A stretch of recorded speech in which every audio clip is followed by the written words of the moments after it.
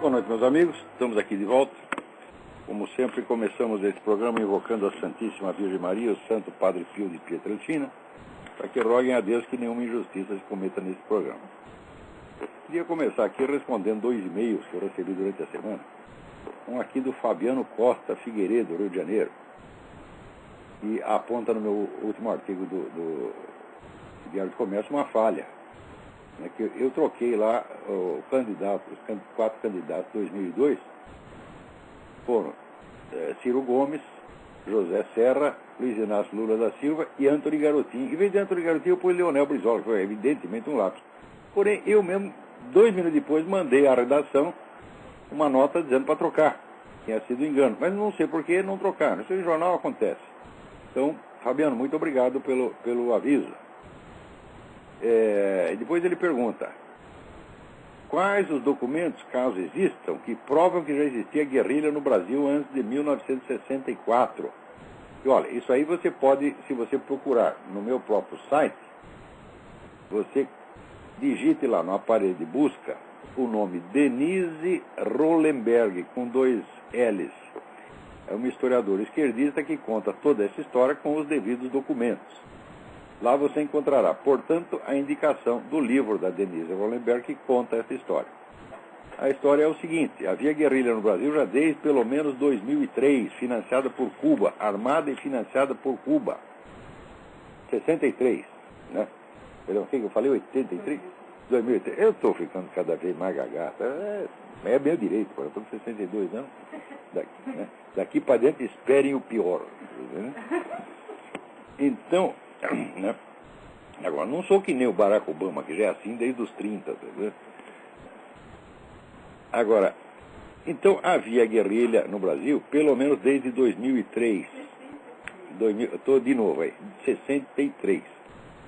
Então, a história de que a guerrilha foi uma reação das forças democráticas contra a ditadura é uma conversa mole. Agora, acontece que notícias sobre informações cabais sobre essa guerrilha de 1963 foram levadas ao presidente João Goulart, o qual, em vez de tomar as medidas, botou tudo numa pasta e mandou para o seu amigo Fidel Castro.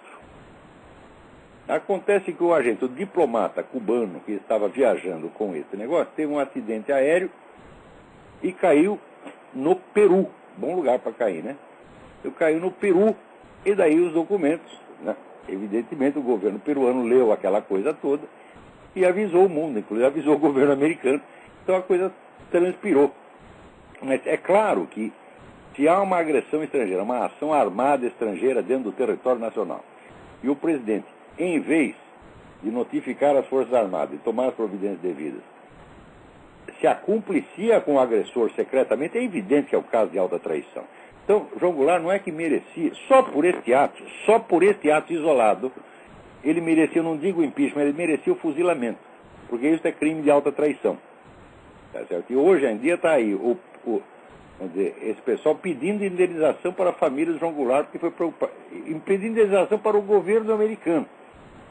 Quer dizer, aquela velha história, eu já mostrei isso várias vezes. Esse pessoal diz assim: olha, o governo de Washington planejou o golpe. E daí eles apresentam as provas. A última prova que eles apresentaram foi a conversa entre o embaixador Lincoln Gordon, uma gravação de conversa entre o embaixador Lincoln Gordon e o presidente Johnson, em que o Lincoln Gordon diz o seguinte: olha, os militares aqui estão dando golpe, eles estão na rua, nós precisamos, o que é para fazer? Precisamos fazer alguma coisa. Isto prova exatamente que não tinham feito nada. Então, porém, esse pessoal, historiadores comunistas que superlotam as nossas universidades, gastando dinheiro público para fazer essa empulhação, isto que é a prova de que não houve intervenção americana, eles usam como prova de que houve.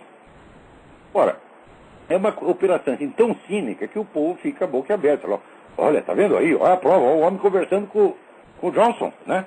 O embaixador conversando com o Johnson, tramando de interferir no negócio. Escuta, mas a gravação é do dia 31 de março. Né? Daí, depois aparecem os documentos. Olha, tem aqui o Marechal Castelo Branco tinha contatos, né, com o pessoal militar de Washington. Ué, mas quem é que não sabia que tinha contatos? o comando militar brasileiro sempre teve contato com o comando militar americano, essa é a coisa mais óbvia do mundo. Eles apresentam um monte de coisa que não prova nada, e que geralmente prova o contrário, e dizem cinicamente que aquilo é prova de que o golpe foi tramado em Washington. Eles estão fazendo isso há 40 e tantos anos, minha gente. Agora, o pessoal quer, assim, que a gente refuta essas coisas com educação. Com educação a gente refuta na primeira vez, na segunda, na terceira. Quando passa da 20ª, você vê a mesma falsificação de novo, fala, não, então aí não é questão mais de diferente interpretação das notícias. É uma questão de empulhação, uma questão de vigarista. E vigarista tem que ser chamado de vigarista. Né? Agora, todo livro que sai de novo, e de novo, e de novo, e de novo, com as mesmas mentiras, a imprensa inteira aplaude. Porque tudo isso são todos do mesmo partido, são todos da mesma agremiação, é tudo parente, né? Incluindo os donos de jornal, que evidentemente não são esquerdistas nem nada, mas ou são cagões ou são vigaristas eles próprios. Tá certo? Olha, eu já estou com o saco cheio desses menininhos, tá entendendo? Esses filhinhos de papai que herdam o jornal e usa para entregar para comunista e fica lá chupando pica de comunista. É o que vocês fazem, donos de jornais brasileiros. Vocês sabem o que eu estou falando, todos vocês. Tá certo? Não vou citar nomes porque vocês sabem perfeitamente que são vocês mesmos. Vocês chupam pica de comunista diariamente porque vocês são os cagões. Vocês querem assim, vocês já que... não importa, a democracia brasileira vai por água abaixo, eu tenho aqui a minha fortuna, eu estou garantido, eu quero é curtir a minha vida. Né? Então, vocês entregam para os comunistas por quê? Por medo e comodismo. Daí embaixo aqui outro e-mail, o Mário Augusto Tavares, segue abaixo o primeiro parágrafo de um texto do Reinaldo Azevedo, qual leio diariamente. Eu acredito que ele, infelizmente, não acompanha suas brilhantes análises sobre o que está acontecendo nos Estados Unidos. Ou se acompanha, considera bobagem o que o senhor escreve e fala. O texto, ele não considera bobagem. Ele lê e não considera bobagem. Agora, tem algumas coisas que eu sei e ele não sabe. Aliás, algumas coisas não. Tem muitas coisas que eu sei e ele não sabe, mesmo porque eu nasci 20 anos antes dele, né? Então deu tempo de estudar um pouquinho a mais. Então diz ele aqui. Está claro que uma das virtudes do discurso desse senhor, quer dizer, Barack Obama, é falar aos anti-americanos. Eles são o seu público-alvo. Ele só é tão popular no planeta, embora bata recorde de impopularidade em seu país, porque o anti-americanismo rombudo o toma como inimigo dos Estados Unidos, o que faz algum sentido. Daí continua ele. É claro que não acredito que ele integre algum complô para destruir o país ou bobagens afins. Tá bom. Isso não é bobagem, Reinaldo. Pensa duas vezes. Eu não falo bobagem, Reinaldo. Eu posso errar como todo mundo. Bobagem não falo, não. Posso errar. Às vezes troca um nome, uma coisa na pressa da redação, você pode cometer algum lapso, ou você pode ter realmente alguma informação errada. Porém, num caso como esse, que eu estou estudando, desde que apareceu esse personagem chamado Barack Obama, tá certo? Eu estou sabendo coisa que você não sabe, tá certo? E, embora eu tenha dado algumas dicas aqui, e nos meus artigos, eu não falei ainda um centésimo do que eu sei, do que eu estudei, etc, etc. Porém, vamos considerar o seguinte, a carreira inteira do Barack Obama, desde o início, foi financiada e apoiada exclusivamente por forças anti-americanas. Desde o início, o tempo todo, ele só serviu a isso o tempo todo. Quer dizer, você acha que só porque o sujeito foi eleito presidente, agora ele mudou, ele virou patriota? Quer dizer, a vida dele é dedicada à destruição dos Estados Unidos. A vida inteira. É claro que no discurso de campanha, ninguém sabia nada a respeito de Barack Obama, porque a carreira dele, embora seja toda de um radical louco de esquerda, o pessoal não o conhecia. Não conhecia porque ele foi senador durante 4 meses. Então Barack Obama era novidade. É claro que no tempo da campanha não houve ocasião nem mesmo de estudar a biografia do Barack Obama. Mesmo o pessoal que queria investigar a coisa tinha uma dificuldade tremenda. Por quê? Porque o Barack Obama bloqueou todos os documentos. Então ninguém sabia quem era Barack Obama. E durante a campanha, ele evidentemente apresentava aquela imagem do sujeito moderado, equilibradíssimo, patriota, etc, etc. O pessoal engoliu. Agora, porém, toda a biografia do Barack Obama já apareceu. Agora voltou de novo para aquela questão de que a autobiografia dele não foi escrita por ele, foi escrita por Bill Ayers. O negócio é inteiramente falsificado, quer dizer, tem episódio, mais episódio que comprovadamente não são do jeito que ele está contando. Quer dizer, o sujeito, além de ser um mentiroso compulsivo, é um cara comprometido desde o início com forças anti-americanas. A pior das forças anti-americanas é a que se faz de pró-americana, que é a turma da Arábia Saudita. A gente sabe perfeitamente, a Arábia Saudita financia tudo quanto é movimento terrorista no mundo. Né? E também auxilia, vamos dizer, a ocupação branca dos territórios ocidentais por meio da imigração. E na área diplomática se faz de amiguinha dos Estados Unidos, né? Então, a carreira do Barack Obama começou graças a um príncipe da Arábia Saudita, que é um dos mais hidrófobos anti-americanos que tem na própria Arábia Saudita. Esse sujeito descobriu que tinha um molequinho chamado Barack Obama, um desconhecido, né? E financiou a carreira do cara desde o início. Por quê? Quem era o Barack Obama?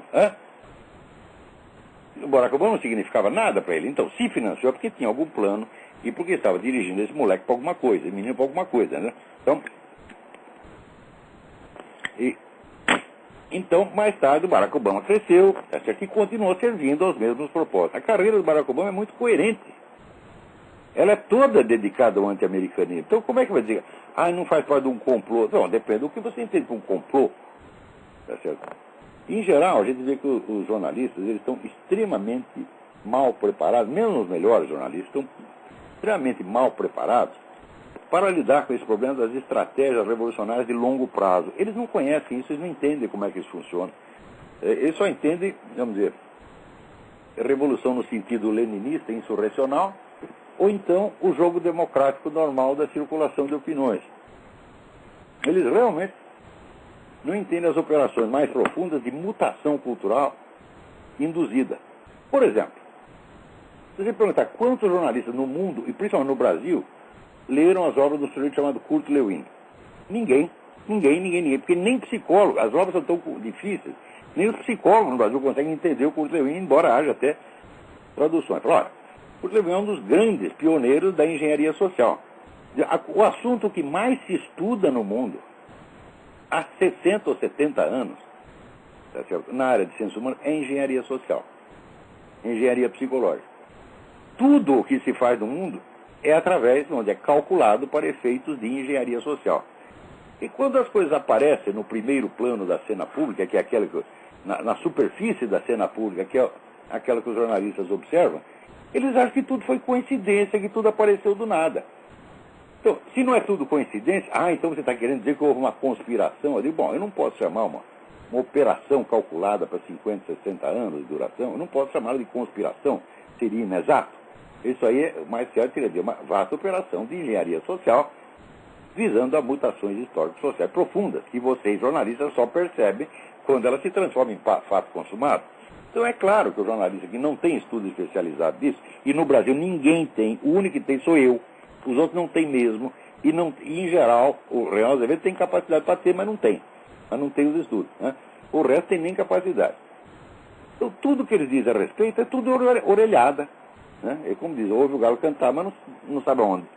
Vem as coisas acontecer, mas tudo para ele só tem duas chances. Ou é uma sucessão espontânea de coincidências, normal numa democracia, ou então é uma teoria da conspiração que tem por trás. Como é que a gente vai aplicar? Não é nem uma coisa nem outra. É muito pior do que uma conspiração. Porque a conspiração, vamos dizer, é um grupo de pessoas, relativamente um grupo limitado de pessoas que se reúne para provocar um evento, acontecimento político específico, por exemplo, a derrubada de um governante, uma coisa assim. Mas uma operação estratégica de enorme envergadura como essa não pode ser chamada de conspiração, mas é muito mais eficiente, muito mais perniciosa, tá certo?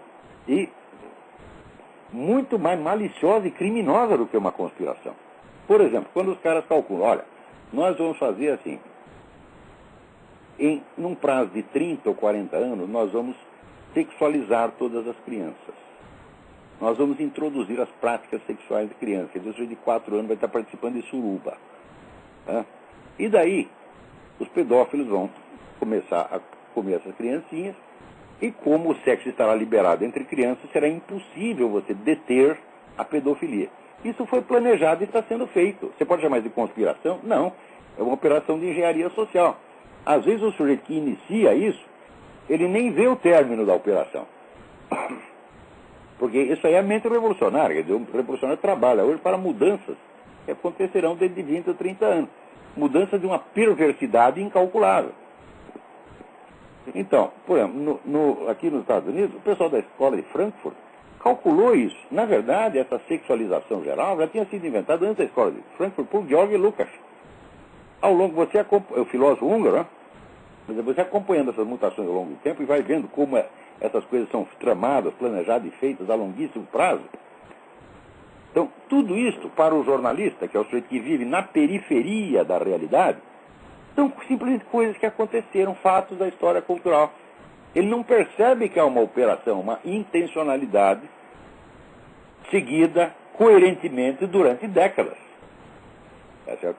Então, por exemplo, tem coisa que até, por mais que você estude, você mesmo demora para perceber.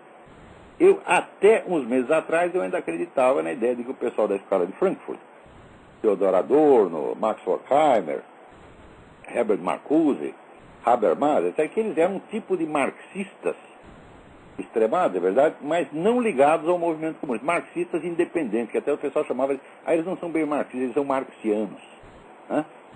Ora, outro dia que eu descobri, num livro, uma dica de que o Instituto de Frankfurt foi fundado por intervenção de Willy Münzenberg, que era o agente encarregado por Stalin de promover a dominação da intelectualidade ocidental.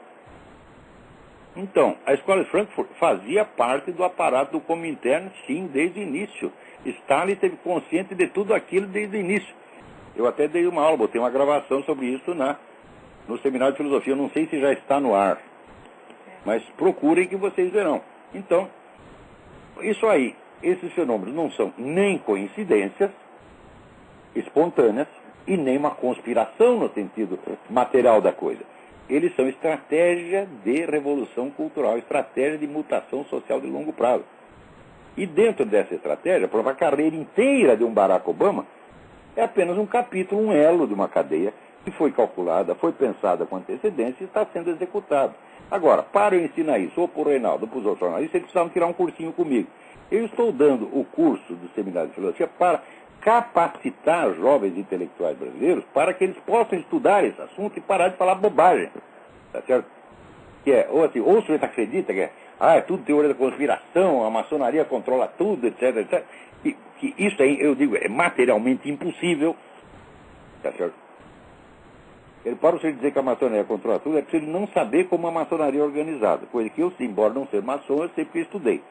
Tá certo? Então, a dose de controle que a maçonaria tem sobre si mesma é muito relativo. Portanto, ela não pode controlar processos sociais. Porém, entidades revolucionárias que se infiltram dentro da maçonaria e a dominam desde dentro, podem perfeitamente fazer isso e fazem. Isso já aconteceu desde o século XVIII. Quando você lê lá o livro do John Robinson, Proofs of a Conspiracy, John Robinson era um mestre maçom aqui dos Estados Unidos. E ele viu a infiltração dos Illuminati, como eles dominaram a parcela da maçonaria e usaram. E o próprio pessoal da maçonaria não sabia, levaram 30 anos para perceber. Porque as operações são de natureza lenta, sutil, progressiva, tá certo? Não são conspirações. Não se pode fazer uma conspiração durante 30, 40, 50, 70 anos. Isso é estratégia revolucionária é a grande estratégia revolucionária. Né? Conspiração, perto disso, é brincadeira de criança. A conspiração é como fizeram no Brasil para derrubar o João Goulart. Juntou lá uns milicos, uns governadores de estado e tal, durante 1 ano ou 2. Como é que nós vamos tirar esse cara daí? Fazer uma assim, e fizeram. Né? Isso é uma conspiração. Agora, uma estratégia revolucionária calculada para 70, 80 anos, você não pode chamar de conspiração. Quando você chama, você já está usando o termo errado. Ou porque você não tem o termo certo, você não sabe do que se trata, está usando o termo analogicamente, ou porque você acredita piamente que é uma conspiração, ou acredita que eu acredito que é uma conspiração. Então, em todos os casos, está falando besteira. Peraí, tem alguém na linha. Quem é? Alô? Alô? Pifou. Então, vamos aqui a uma segunda notícia. Olha aqui, eu fico sabendo através do jornal O Tempo, de Minas Gerais. O Tempo. Não foi através do Estadão, do Globo, da Folha de São Paulo. E fico sabendo, não através do noticiário, mas através de um artigo do Murilo Badaró, presidente da Academia Brasileira de Letras, que o seu Lula, nas festividades de 7 de setembro, ele excluiu do palanque proibiu a entrada no palanque dos comandantes das 3 Forças Armadas. Porque ele não queria ser visto e fotografado do lado de militares fardados. Presta atenção, vou repetir. As festas de 7 de setembro são eminentemente a parada militar. Sempre foram. As Forças Armadas sempre foram o personagem principal das festividades de 7 de setembro. Agora o personagem principal é o seu Lula. E milico não entra. Quando eles tiraram o estatuto ministerial dos chefes das Forças Armadas e criaram essa palhaçada de Ministério da Defesa, para dar isso, por exemplo, um vagabundo como esse Nelson Jobim, que no primeiro dia já se veste de general, que é uma coisa proibida por lei, se veste de general, fantasiado de general e sai dando ordem para milico, que é um jeito que o cara faz, merece o quê? Tapa na cara, né? Na melhor das hipóteses, um tapa na cara. Então, veja se esse sujeito tem um homem capaz de se fantasiar de general, tem capacidade para ser ministro da Defesa. Quer dizer, ele não sabe nem que a lei o proíbe de fazer isso. Então, o que ele sabe a respeito de Forças Armadas? Nada. Então, os comandantes das 3 Forças Armadas, que antes eram ministros, ministro do Exército, ministro da Marinha, ministro da Aeronáutica, deixaram de ser ministros, perderam o estatuto ministerial, viraram apenas comandantes submetidos a um outro ministro. E pior, tinha gente no Exército que aceitava isso e defendia isso. Eu tive um bate-boca com um sujeito uma vez no clube militar, um coronel do Exército, tido como grande intelectual no meio deles. Para mim, uma besta quadrada. O cara defendia isso aí, e foi nessa ocasião, aliás, que eu perguntei para o sujeito, falou, olha, o senhor leu tal livro assim, sobre isso? Não. O senhor leu tal outro? Não. O senhor leu tal outro? Onde é que o senhor tira suas informações? Eu leio o jornal. Eu digo, então vá merda, meu filho. Você pode ser coronel quanto queira, e os seus colegas podem te achar intelectual, para mim tu é um burro. Tá certo? E graças à burrice dessa gente que aceitou essa coisa, quando os militares jamais poderiam ter baixado sua cabeça, primeiro aceitaram perder o estatuto ministerial, depois aceitam um monte de boicotes, aceita levar tapa na cara da mídia todo dia, tá certo? E vão pedir socorro pro bandido. Ver, na eleição de 2002, eu vi com os meus 2 olhos a milicada tudo bravo, porque o Fernando Henrique não dava aumento para eles, foram tudo votar em Lula. Quer dizer, merece mesmo, merece. Quer dizer, o sujeito que não é capaz de pensar a longo prazo, olha, existe uma estratégia revolucionária, a estratégia revolucionária se dá através, vamos dizer, de 2 forças concomitantes, através da estratégia das tesouras do Lênin.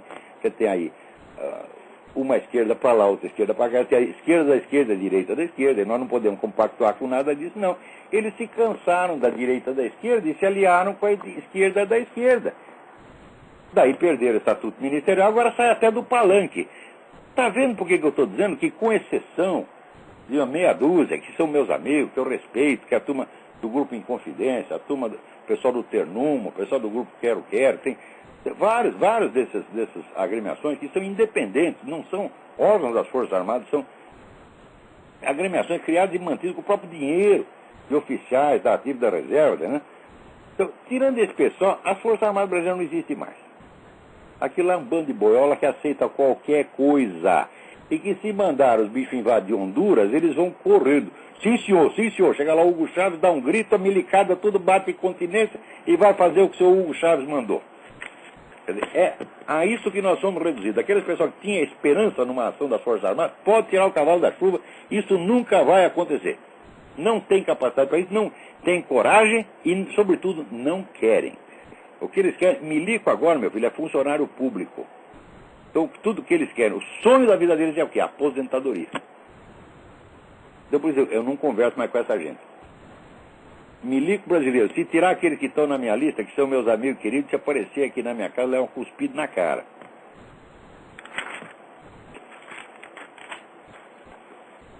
Aqui, da Folha de São Paulo. Zelaístas tomam controle total da missão brasileira. Saiu até a Folha de São Paulo reparou nisso. Você chega lá, quem te atende na porta? É um funcionário brasileiro? Não. É um pau mandado do Zelaya. Né? Vestido de capuz na cabeça, como um terrorista, para não ser identificado pela mídia. Né? O jornalista brasileiro, para entrar lá, né, teve que explicar, chamar, por favor, chama o encarregado de negócio brasileiro, Francisco Catunda, acho que um brasileiro tem lá dentro. Né? No resto, os caras estão mandando, lá estão cagando no meio da sala, né? Não sei como é que estão fazendo, porque não tem água naquele negócio, né? Então, cada privada ela tem... Quantas cagadas tem lá dentro? 100, 150, não sei quantas foi. Né? Mas é bom, pois ela merece isso. Mas eu sei que o Brasil não manda nada na sua própria embaixada, né? É isso que... Olha, o presidente que faz isso, é claro que está cometendo um crime de alta traição. É que você te entregou uma embaixada para invasores, porra. Quem invadiu? Olha, os caras tomaram conta do negócio lá, porra. Estão mandando na embaixada. Eles não são hóspedes da embaixada, não estão asilados na embaixada. Eles são os donos da embaixada. Fazem o que querem lá dentro. O brasileiro não tem vez. O presidente que faz um treco desse, porra, tinha que ser tirado de lá. Agora, o pessoal está vendo o Lula, é o negócio do mensalão, é o assassinato lá do prefeito de Santo André, tá certo? É o filho do Lula, tá certo? Que em poucos meses, né, ele é retirado do zoológico, literalmente retirado do zoológico, tá certo? E saiu do estatuto de habitante do zoológico para uma das maiores fortunas do país em 3 ou 4 anos. Tudo por coincidência, tudo está acontecendo na sua cara, e vocês aceitam isso, porra? As Forças Armadas aceitam isso. A chamada oposição aceita isso. E quer discutir isso educadamente. Fala, como você pode discutir educadamente crime? Gente? Você pode discutir educadamente uma ideia. Até uma proposta ideológica, aí você pode discutir. Mas crime organizado, você não pode discutir educadamente. Aliás, não é nem discutir. Que se vê um sujeito assaltar a sua casa, você vai discutir com ele. Se você tiver meio de botá-lo de lá para fora, você põe. Se você não tiver, você vai ter que aceitar, né, a invasão e submeter aquilo, mas depois o cara sair, você vai avisar a polícia. Agora, no Brasil, não. Alô, tem alguém na linha aí?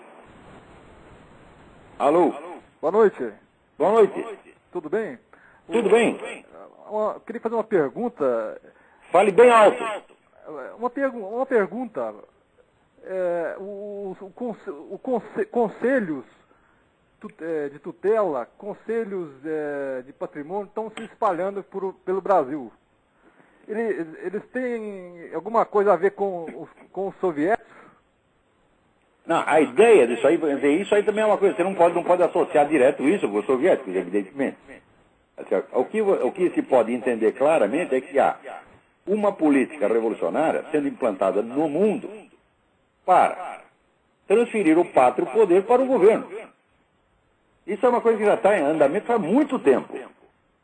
Então, eles tentam aqui, tentam ali, tentam de um jeito, tentam de outro. Quer dizer, o projeto é o mesmo. É um dos milhares de projetos que compõem a estratégia revolucionária global. Tá certo? E cada um desses, vamos dizer, tem milhares de servidores, milhares de pessoas lutando para implantar essas coisas. Como, por exemplo, se você pegar só um item, pega aí, só casamento gay. Quantas pessoas estão mobilizadas para implantar casamento gay? São milhões. Então, aí também esse negócio. Como é que nós eliminamos, né, a autoridade do pai de família, transferindo o pátrio poder para o Estado? Isso é um projeto complexíssimo que está sendo posto em andamento no mundo inteiro há pelo menos 70 anos. Tá vendo? Isso não é uma conspiração, mas também não é um conjunto de coincidências, não é apenas uma corrente de ideias. Não, é uma ação organizada, permanente, tá certo? Cujo prazo de aplicação transcende, às vezes, a vida do próprio interessado, porque o sujeito é um militante, ele está lá para servir o partido, para servir a agremiação, para servir o movimento. Se até o fim da vida dele ele não vê aqueles objetivos realizados, dane-se, ele mora na esperança de que a geração seguinte vai fazer a burrada no lugar dele. Então, olha, outra coisa aqui, vira essa cena aí. Olha aqui o que você pode ler no site da Previdência Social, www.previdenciasocial.gov.br. O auxílio reclusão é um benefício devido aos dependentes do segurado recolhido à prisão durante o período em que estiver preso sob regime fechado ou semiaberto. Ou seja, vocês estão me ouvindo bem? Isso quer dizer o seguinte, vocês podem matar, estuprar, sequestrar, roubar, tá certo? Fazer o que quiser, seguro de que, se você for preso, for para na cadeia, a sua família não passará necessidade. Agora, se em vez de ser o autor do crime, você for a vítima, qual a garantia que o governo dá à sua viúva e aos seus filhos? Nada. Nada, nada, nada, nada. Você pode ficar chorando na escadaria do Palácio do Planalto, tá certo? E né, o coração materno, o coração de mãe da República Solidária não lhe dará uma gota da ternura que dá aos bandidos. A coisa é realmente assim. Quer dizer, é claro que é uma inversão revolucionária, é claro que é um negócio cínico, é claro que é um negócio criminoso, não é apenas um erro de interpretação, não venha dizer que, não, eles estão fazendo isso por humanitarismo. Eu digo, porra, não é possível você ser tão humanitário com o agressor e tão pouco com o agredido. Tá certo? Então isso não é humanitarismo. Isso é um humanitarismo fingido para implantar a violência e o crime. Note bem, se a pessoa, tem gente que se espanta, se escandaliza com isso, porque não conhece a história do movimento revolucionário e não sabe que elevar a cota de banditismo ao ponto de você destruir todo sinal de ordem e de lei na sociedade é o objetivo permanente do movimento revolucionário. A cada geração você encontra o mesmo objetivo sendo perseguido e sendo alcançado em níveis diferentes. É claro que essa confusão, uma vez que eles armam, eles mesmo não aguentam. Então aí a coisa volta atrás. Mas, porque também eles querem criar este caos nos países que eles não governam. Então logo eles tomam o poder, bom, daí eles têm que desfazer o caos. Mas daí eles perdem o poder e começam a fazer o caos novamente. Tá certo? Então, se você observar a história do movimento revolucionário, você vai ver inúmeras declarações e atos que mostram que a expansão do banditismo é o objetivo consciente, deliberado, permanente da estratégia revolucionária. Portanto, isso não é um erro do PT, isso não é um problema de má administração, tá certo? Isso não é apenas...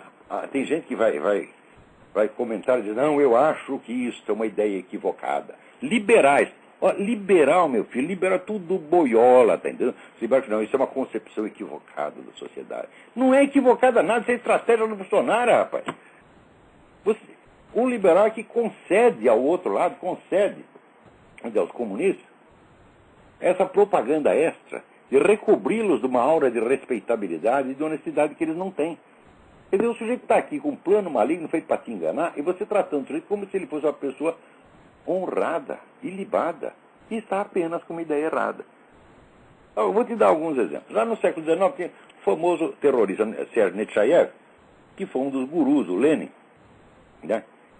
Ele dizia o seguinte, ele dizia, a causa pela qual nós, revolucionários, lutamos é terrível, completa e universal, impiedosa destruição. Para isso temos de nos unir, nós, revolucionários, ao mundo selvagem, ao mundo crime. Né? O Willy Munzenberg, que eu estava citando agora mesmo, ele diz o seguinte, nós vamos corromper o Ocidente de tal modo que ele vai ficar fedendo. E estão corrompendo mesmo. Ele nunca para. Né? Veja, Louis Aragon, o famoso poeta oficial do Partido Comunista, fazia o apelo, o seguinte, ele diz, nós vamos despertar por toda parte os germes da confusão e do mal-estar. E daí fazia votos de que os traficantes de drogas se atirem sobre as nossas nações aterrorizadas. Isso aqui, meu filho, foi em 1920. No século XIX, veja você, até que ponto a coisa chegava.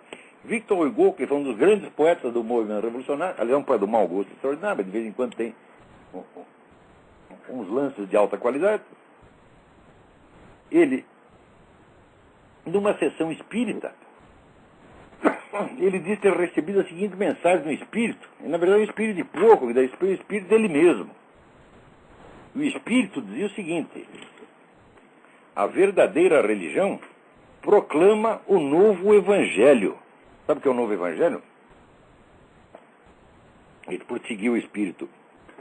É uma imensa ternura pelos ferozes, pelos infames, pelos bandidos. Né? Isso aparecia até em sessão espírita do Círculo Socialista. Né? Então você vê, isso mostra exatamente o imaginário, o mundo imaginário no qual transitava a mente do mais destacado poeta do movimento revolucionário. Ainda na mesma linha, né, Bakunin dizia, para a nossa revolução, será preciso despertar, atiçar no povo as paixões mais vis. E Lenin dizia, o melhor revolucionário É um jovem desprovido de toda moral. Então você vê, se eles estão incentivando banditismo, também não é só por uma atitude emocional, não é só por uma imensa ternura para com os bandidos. Por um lado existe isto, quer dizer, eu nos meus estudos eu já demonstrei que a mentalidade revolucionária é uma inversão de sujeito-objeto, inversão da ordem do real, inversão até da concepção de tempo, tá certo? E teve, naturalmente, é uma inversão moral também, a inversão da moral, o bem pode ser seu mal, o mal pode ser o bem, tá certo?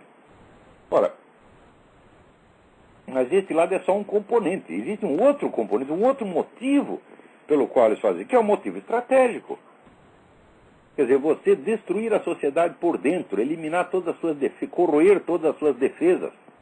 Tá certo? Quer dizer, que sociedade que pode se defender, né, de um grupo audaz de revolucionários, se ela está totalmente corrompida, estragada, desmoralizada, acabada, fica que nem esses milico brasileiros.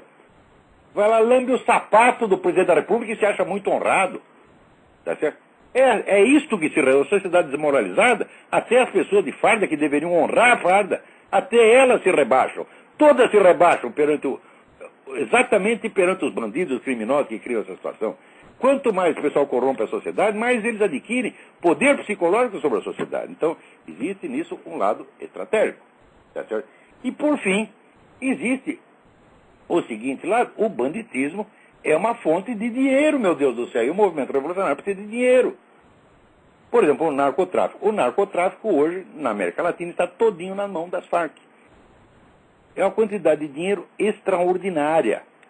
Você pode sustentar Foro de São Paulo, para sustentar MST, para sustentar toda essa putada.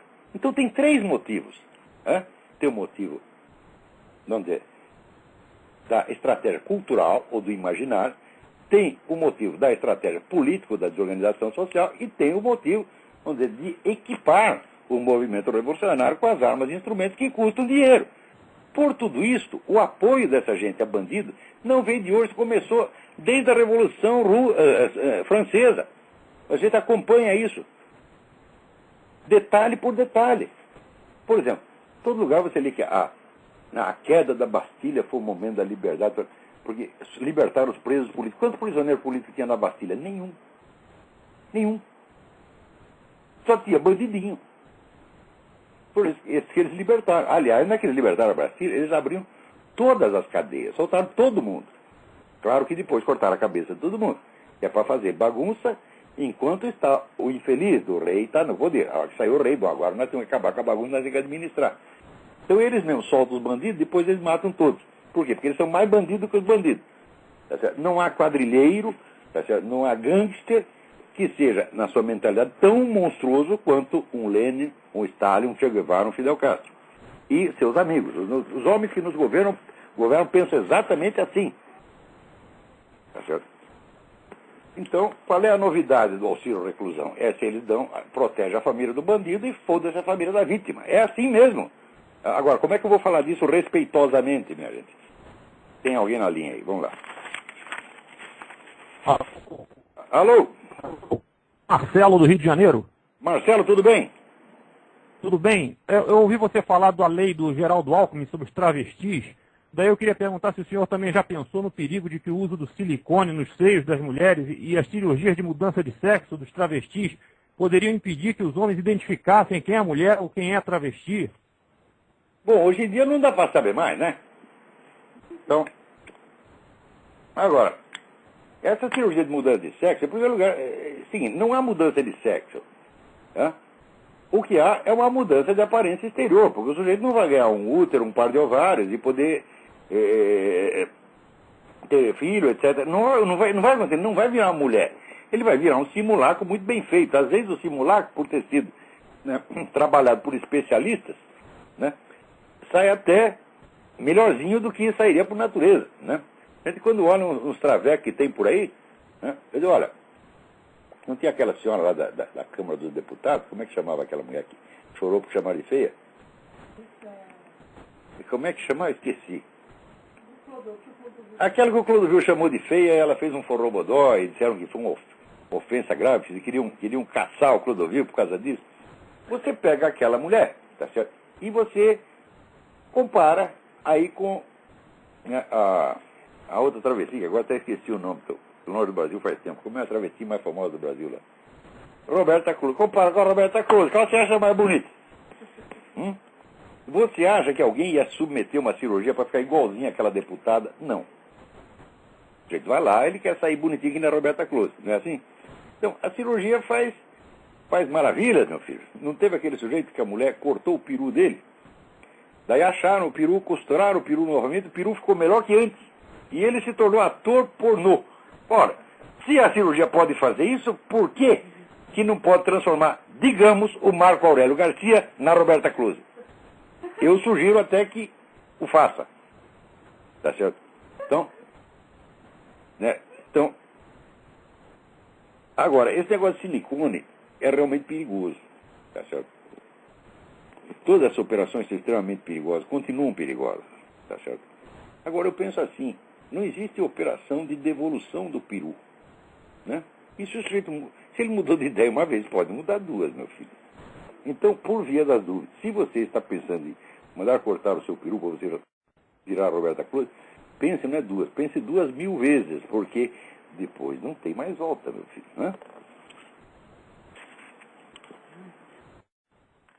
Ó, peraí, tem mais alguém na linha aí. Alô, quem é? Oi, Olavo. Oi, quem Tá é? me ouvindo? Fale alto. Oi, Olavo. Aqui é o André, aqui de São Paulo. André, tudo bem? Tudo bem, Olavo. Olavo, faz um tempinho que eu ando estudando aquela filosofia, aquela linha filosófica, o objetivismo da Ayn Rand. E eu queria saber o que você acha, enfim, dos tenets dessa linha Olha, filosófica. Ayn Rand, Né? primeiro, aquilo não é uma, já expliquei isso em aula, aquilo não é uma filosofia moral. Aquilo é uma técnica de autoajuda para capitalistas culpados. Ponto final. Quer dizer, se você está se sentindo muito culpado, você está se sentindo bandido, porque você é um capitalista, sua empresa dá lucro, né, você só tem duas chances. Ou você dá, tem três chances. Ou você começa a dar prejuízo e se sente melhor, ou você dá todo o seu dinheiro para o MST, para o PT e se sente um pouco melhor, ou então você lê a Ayn Rand. E ela vai dizer que a melhor coisa que você pode fazer para o mundo é você cuidar de si mesmo, ganhar dinheiro para você mesmo. Como de fato é, na prática acaba sendo assim, porque é impossível você ganhar dinheiro sem que muita gente em volta ganhe dinheiro também. Tá certo? Você vê, numa cidade assim, pobre, está todo mundo ferrado. Agora muda um sujeito milionário para lá, melhora a vida de todo mundo. Portanto, o milionário, ele não precisa pensar, ter ideias altruístas para ele fazer coisas boas. Ele faz pelo simples fato de ele ganhar dinheiro. Até o momento que a Ayn Rand diz isso, eu digo, bom, ela está dizendo uma coisa óbvia, lógica, tá certo? E que não é filosofia, é uma simples observação de senso comum e de experiência. Agora, no instante em que ela toma isso como uma filosofia moral, ética, eu digo, bom, ela mostra que ela não tem a menor ideia do que é moral e ética. Quer dizer, ela filosoficamente é uma amadora. E o círculo da Ayn Rand era, na verdade, uma seita de tipo satanista, tá certo? Profundamente anticristã.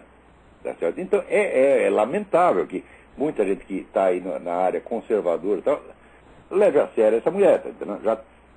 Agora, não quer dizer que não fosse uma grande romancista. O livro dela, Atlas Shrugged, tem trechos ali dignos de Dostoiévski, uma grande romancista, tem imaginação poderosa, escreve para danar, mas como filósofo é a porcaria e como pessoa não prestava absolutamente. Tá certo, Olavo. Obrigado. Obrigado eu. Olha aqui como é que são as coisas, né? Teve aquele pessoal que fez aquela gravação na Acorn, né?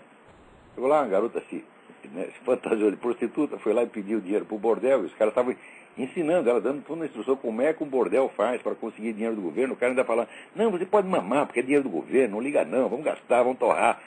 Assim, um negócio cínico pra caramba. Né? Daí a coisa foi divulgada, descobriu-se o envolvimento da Acorn em cento e não sei quantos crimes, um negócio horroroso, tá certo? Mas para compensar, a Acorn está processando quem? A garota. Eles não são homens nem para processar o cara que fez o filme, processar a garota, a Hannah Giles. Então, o pessoal aqui está juntando dinheiro para defender a Hannah Giles. Vou contribuir, vou dar meu dinheiro para o fundo de defesa da Hannah Giles, porque ela só se disfarçou de puta, mas eles todos são putas. Tá? É a diferença.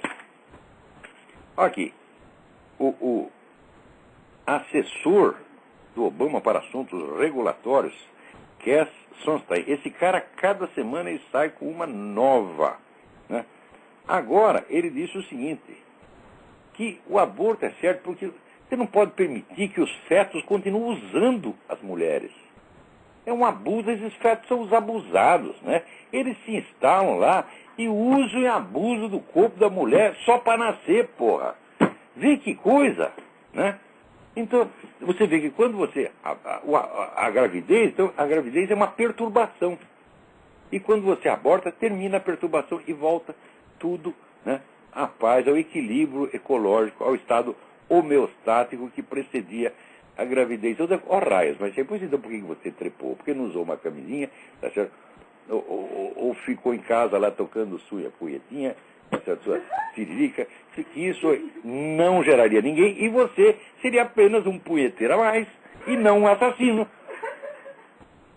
Não estou recomendando, não estou fazendo propaganda punheta, não, de maneira alguma. Mas eu estou dizendo que entre ser um punheteiro e um assassino, meu filho, é melhor a primeira alternativa. Agora, se você segue a palavra de caras como esse Sunstein, você vai progredindo. Não é isso? Você vai galgando, né? E quanto mais você sobe, e seus pecados vão ficando cada vez piores, você se sente mais santo e maravilhoso. Olha, quem fez uma análise maravilhosa disso foi o Papa João Paulo II. Ele disse que nós chegamos a um ponto onde, vamos dizer, essa mentalidade se espalhou tão mal sobre toda a sociedade que você tem agora o pecado estrutural, permanente e geral. Então, ele não precisa não pode ser assumido como pecado pessoal, quer dizer, o cara não sente que ele está fazendo um pecado. Por quê? Porque o pecado está imbricado na própria estrutura social.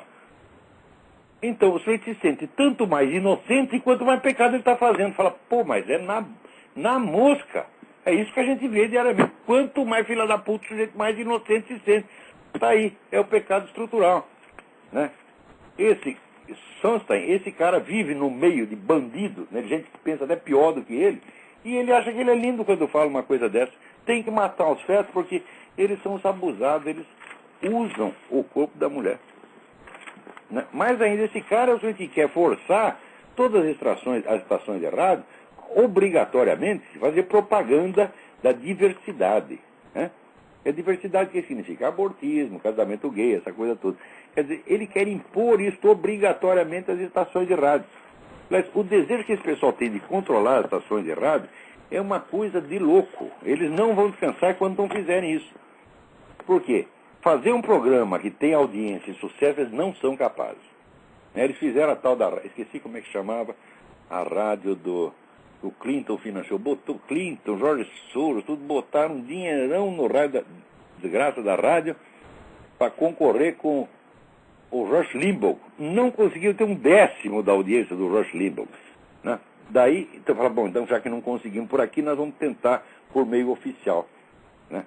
A gente não consegue vencer o programa dele, então quem faz? A gente vai lá e toma o programa dele, toma o horário dele e por lá a propaganda que a gente quiser. Mas, olha, isso aqui toda semana... Então, veja esse negócio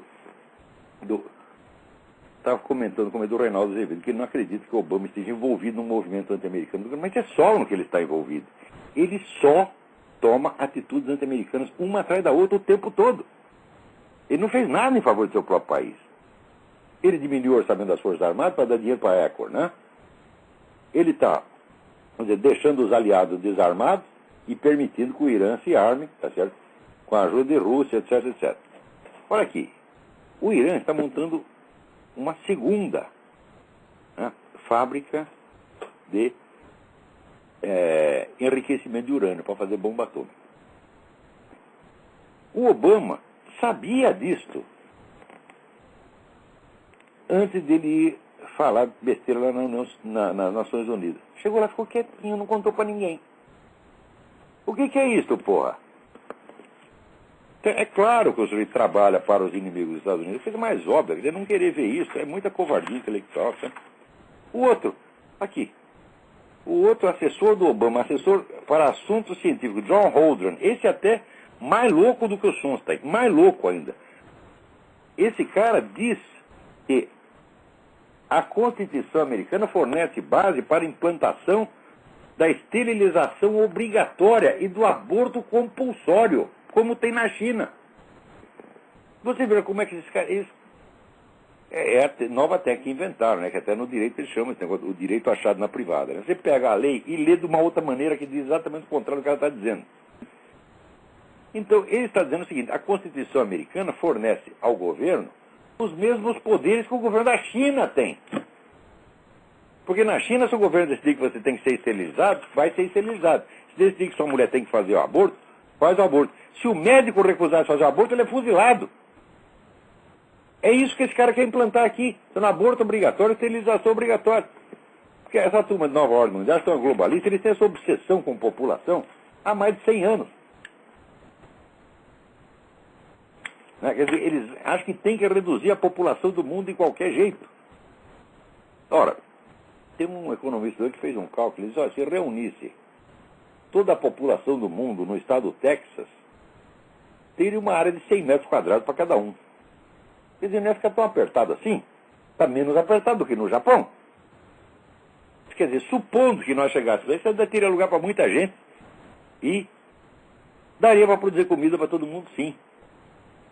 Agora, o que não dá é para, assim, toda a produção do mundo ser usada para sustentar, vamos dizer, essa imensa burocracia internacional que manda em tudo, não serve para nada, só atrapalha e chupa dinheiro o tempo todo. Não, por exemplo, a Econ, né? O pessoal que trabalha, o Obama, no segundo dia de governo, deu uma verba de 5 milhões de dólares para a Econ. Ora, faça bem as contas. O imposto de quantos cidadãos americanos, quantos trabalhadores americanos é preciso juntar para dar 5 milhões, não, 5 bilhões de dólares. Quer dizer, quantos dias de trabalho, de quantos milhares de esforçados trabalhadores americanos foi dado para esses vagabundos. Né?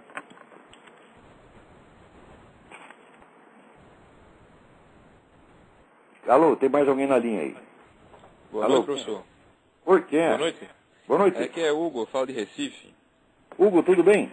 Tudo bom, graças a Deus. Veja só, professor, eu estava ouvindo recentemente alguns daqueles CDs de Mário Ferreira dos Santos, e ele cita os dialéticos portugueses, né? Que inclusive o senhor também já havia citado, não sei exatamente onde. Mas eu queria saber do senhor se existem livros, edições aqui no Brasil de fácil acesso. Olha, alguma coisa você sempre encontra. Eu sugiro que você comece a estudar isso pela história do pensamento português do Pedro Calafate. É uma série em 6 volumes. Então tem você vai encontrar lá a Bíblia, inclusive, além da exposição, das doutrinas todas, uma bibliografia bastante completa. Procure também acompanhar as obras, trabalhos e estudos de um grande erudito português chamado Gessé Pinharanda Gomes. J. Pinharanda Gomes. Por esses meios você vai acabar encontrando, né, o que existir publicado e acessível você encontrará. Okay. Mas eu lembro que o Mário Ferreira, no tempo dele, ele teve que ir para Portugal, até chegou a copiar manuscritos, né, de arquivos, que não existia. Ele queria... Quer dizer, o Mário é o senhor que mais estudou dialética durante toda a história, ao longo de toda a história humana. O Mário leu cada linha que se escreveu sobre dialética. É um negócio impressionante. A exposição que ele faz no livro que está inédito, eu tenho o manuscrito aqui, Dialética Concreta, ele está tentando trabalhar o texto. Né? O texto está muito... Está uma mixórdia, como tudo que o Mário deixou, mas é uma maravilha. Truncado, né? Então, vamos dizer, os requintes de técnica dialética que ele dá ali, que ele aprendeu com os portugueses, é um negócio de você cair de costa. Mas, no caso, a própria obra do Mário Ferreira já seria A própria obra do Mário Ferreira já seria uma boa indicação sobre dialética? E não é. Ela é porque está tudo lá, de algum modo, mas a obra foi publicada num estado miserável, porque o Mário ditava aquelas coisas, gravava aquilo no gravador, né? Era aquelas fitas imensas, né, aquele tempo, e a mulher dele transcrevia e aquilo era publicado assim mesmo, sem revisão, sem nada. E ele dizia, não, pode deixar que depois que eu morrer vem alguém e dá um jeito nisso. Né? Bom, eu comecei a dar um jeito em alguns textos do Mário Ferreira dos Santos, mas que eu saiba, o único que fez uma revisão sistemática de um texto do Mário Ferreira, que eu fiz da Sabedoria da Eterna, fui eu. O resto, sabe o que faz? pega o livro, publica do jeito que está, mete lá uma introdução, dizendo que ele é o gostoso, que ele redescobriu a obra do Mário Ferreira dos Santos, como faz esse menino, esse Luiz Mauro de San Martino, isso até a editora Paulus publicou. Não, esse foi o redescobridor da obra do Mário Ferreira. 7 anos depois de sair a Sabedoria das Leis Eternas, ele está lá redescobrindo a obra. Mas você está entendendo o que acontece no Brasil? Sim. A picaretagem está no sangue, não é nem intencional. Os caras são picareta porque nasce assim. Picareta de pai, mãe, avó, bisavó. É o código genético, entendeu? Mas veja que, em relação ao próprio Aristóteles, então, para começar, Aristóteles, e eu já vi alguma coisa mais ou menos próxima disso no Tópicos, pega o órgão, a tradução portuguesa do órgão, feita pelo Gessé Pinharanda Gomes. É uma tradução excelente, uma das melhores que eu conheço. Certo. Tá certo? Então eu acho bom, como já que está na nossa língua, a gente sempre deve dar preferência, mesmo que você leia outras línguas, dê preferência ao que está na sua língua, se tiver uma tradução boa. É isso? Quanto ao Platão, existe essa tradução do Carlos Alberto Nunes, maravilhosa, que foi reeditada aí pela Paulinas. Eu tenho a versão antiga, mas parece estar sendo reeditada inteirinha pela Paulina. Okay. E quanto a Aristóteles, não existe uma tradução da obra completa, mas do órgão, que são as obras lógicas, você tem essa tradução maravilhosa do Pinharanda Gomes. Então não perca isso. Eu sugiro, se você lê francês, um bom meio de você começar a entrar na mente de Aristóteles é o livro La Méthode d'Aristote, o método de Aristóteles, de Jean-Paul Dumont. Esse é um grande livro. Claro que ele não abrange a filosofia de Aristóteles inteira, mas não é pela filosofia. Você, eu quero uma exposição geral da filosofia de Aristóteles. Fala, se você começar a dar por exposições gerais, você nunca vai entender nada. Você tem que pegar um problema específico que o autor tratou com profundidade e acompanhar aquilo até o fim, porque daí você pega o modo de raciocinar do sujeito, pega as intuições fundamentais dele. Tá? Eu não sei se tem tempo ainda, mas de forma bem rápida aqui. A situação aqui tá tão grave, professor, que eu cheguei a ouvir de um professor de história que o Mao Tse Tung salvou a China. Puta merda. Salvou, claro, passou 70 milhões. Deve ter melhorado o restante. Sobrou, né? Eles comem muito pouco, sobrou uns porquinhos pros outros. Pois é, rapaz. Principalmente então, para ele, né? Aí tem dois aspectos, mas em particular a história dos Estados Unidos. Ele comia todas as garotas da China, né? Menores de idade. Não, isso é uma salvação. Anos já não perdoava mais. Garotas e garotos, ele traçou todo mundo. Então, algumas dessas pessoas devem ter passado. A questão é a seguinte. Pearl Harbor e o 11 de setembro, né? Aquelas velhas teorias conspiratórias. Eu vou até perguntar isso aqui, desligar. Não sei se dá tempo de o senhor tratar disso aí. Tá ok, professor? Bom, peraí, o que você quer saber exatamente? Bom, eu quero saber, em relação a Pearl Harbor, que os Estados Unidos arquitetaram aquilo ali tudinho para... Não arquitetaram.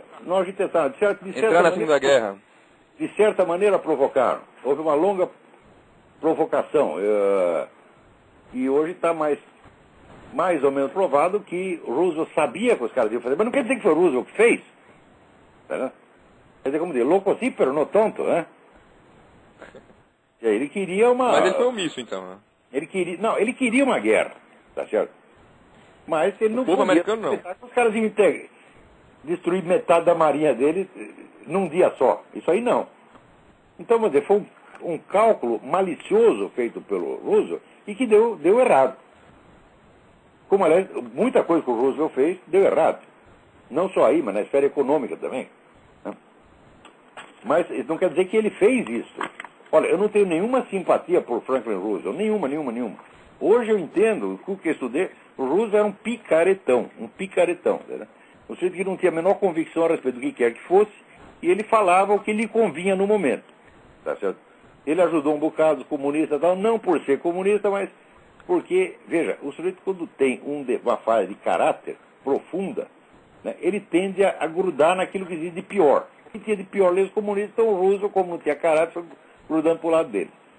Mas eu não posso dizer que ele fez o Pearl Harbor. Não, peraí. Ele não fez isso. Assim como, né, George Bush não fez o 11 de setembro. Agora, e esse pessoal facilitou as coisas para terroristas durante muito tempo, Claro que facilitou. Senão não teria acontecido isso. Você vê, o pessoal pensa, a CIA, por exemplo, você não tem ideia do nível de infiltração comunista e islâmica dentro da CIA. Aqui tem uns 4 ou 5 livros sobre isso. Tá? A CIA, meu filho, a CIA começou infiltrada. O pessoal não sabe história. A CIA antes chamava-se Organização de Serviço Secreto, OSS. A OSS estava lotada de comunistas. Por quê? Porque na época a União Soviética era aliada dos Estados Unidos, então o governo nem ligava se o cara fosse comunista. Então encheu aquela porcaria de comunistas. Quando virou CIA, né, já estavam os comunistas lá dentro, porra. Nunca saíram. E esses caras são ótimos para dar informação errada, para colocar o governo em situação deprimente, situação vexaminosa. Eles sempre fizeram isso. Então aqui, ó, serviço secreto, tem o próprio serviço secreto, chama serviço secreto, é confiável, tem o serviço secreto da Marinha, do Exército, tudo isso é confiável. CIA, meu filho, ó, é bom pensar 2 vezes antes de acreditar no que a CIA diz, pô. Ok, então, professor, obrigado, viu? De nada. Espera, mais alguém? Mas agora acabou o tempo. Olha aqui, agora não dá mais. Então aqui, só para avisar, aqui o pessoal está incentivando as escolas a juntar as crianças e fazer canções em louvor de Barack Obama. Ele virou agora que nem Stalin, o grande paizinho dos povos, e diariamente você faz. Em vez da canção patriótica, você não pode fazer uma canção patriótica, você não pode fazer uma canção cristã, você não pode falar de Deus, da Virgem Maria, mas Barack Obama. Olha só. Bom, gente, até a semana que vem, muito obrigado.